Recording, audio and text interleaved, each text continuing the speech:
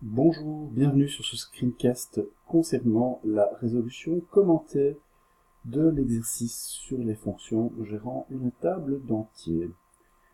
Nous allons, dans cet épisode, nous intéresser particulièrement à la signature des fonctions, notamment combien d'étoiles faut-il mettre devant les paramètres, car c'est un problème difficile. Alors pour cela, nous allons nous intéresser à la fonction ajouter table, qui est la fonction centrale, donc elle travaille sur une table d'entiers, elle rajoute un entier à une table d'entiers, donc qui est en fait un pointeur vers les entiers. On aura besoin d'une taille logique et d'une taille physique pour gérer cette table. Et donc c'est assez naturellement que on a envie d'écrire ceci comme signature de la méthode.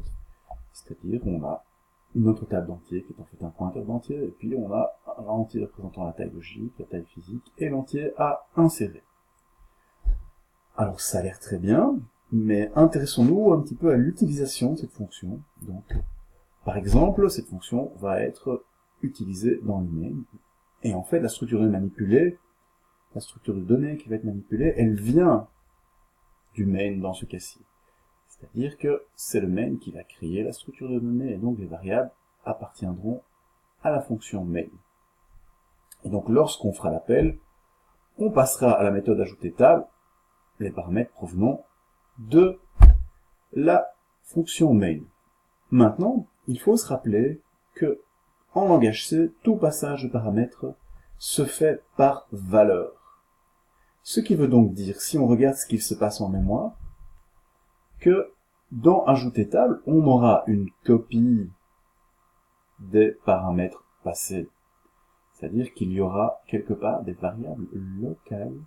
Et tout ce qu'on a fait, en fait, c'est copier le contenu de la variable au niveau de l'appelant vers le paramètre, qui est donc une variable locale, au niveau de l'appelé, donc de la fonction ajouter table. Alors ça a évidemment des implications quand on commence à manipuler ces variables. Par exemple, prenons l'exemple où nous augmentons la taille logique. Comme le paramètre est une variable locale, en fait, la portée lexicale de celui-ci est uniquement la méthode, enfin la fonction, pardon. Et donc, cette modification reste locale à ajouter table. On voit que le paramètre taille L a bien augmenté. Par contre, dans mon main, ma variable taille logique qui a été passée en paramètre à ajouter table, elle ne varie pas. Car taille L est une copie. On a copié la valeur contenue dans taille logique dans la variable taille L. Et donc, quand on modifie taille L, on ne modifie pas taille logique. Heureusement, il existe une solution. Nous allons passer les paramètres non pas par valeur, mais par référence. Alors, le mécanisme de passage par référence fait intervenir les pointeurs. Et donc, si on rend uniquement le paramètre taille L, nous allons le déclarer comme étant un pointeur vers un entier. Du coup, lors de l'appel, il faudra non pas passer la taille logique comme nous le faisions précédemment, mais bien la référence vers la variable en utilisant l'opérateur de prise d'adresse qui est le et commercial ou esperluette. Et maintenant, notre dessin de ce qui se passe en mémoire devient celui-ci, taille L ne contient plus la valeur de l'entier, mais bien la référence de l'entier. Et donc maintenant, si nous appliquons le étoile taille L++, donc étoile pour dire ce que je manipule, ce n'est pas le pointeur, mais bien l'objet référencé par le pointeur, taille L++, va modifier la valeur contenue dans taille logique, vu que taille L contient la référence de l'adresse où se trouve taille logique. Il faut bien entendu faire de même pour les autres paramètres, notamment la taille physique devient elle aussi un pointeur vu qu'elle est susceptible d'être modifiée. Alors, qu'en est-il maintenant de notre table? Alors, notre table, si on veut juste la remplir, nous pouvons rester avec notre pointeur vers les entiers. Mais, si on lit bien l'énoncé, dans certains cas, il faudra réallouer ou allouer la table.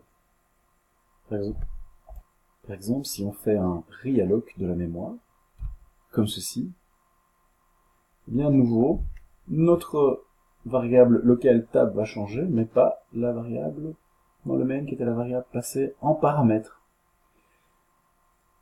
Et donc, la solution, c'est bien entendu d'avoir un pointeur vers l'objet qu'on veut manipuler. L'objet qu'on veut manipuler, c'est une table entière, donc un int étoile.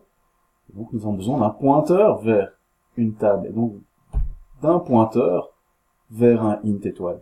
Et de nouveau, ce qu'on va passer en paramètre, c'est la référence de l'objet initial qu'on veut manipuler, ici la référence de ma table. Et donc, comme on prend le et commercial, on aura bien un pointeur vers un pointeur d'entier.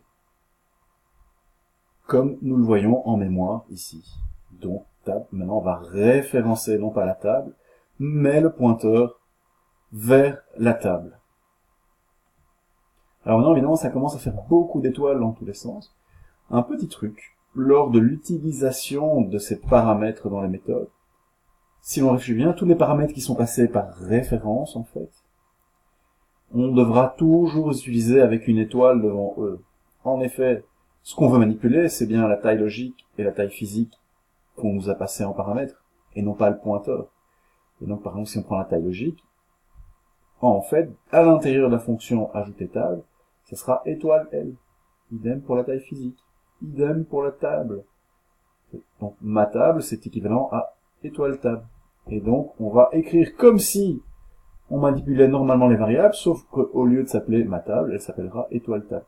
Donc, par exemple, ici, si on veut aller assigner quelque chose dans le tableau, on fait étoile table, en parenthèse pour des raisons de priorité des opérateurs, etc. J'espère que ce screencast aura été utile pour vous. Suite au prochain épisode. Merci.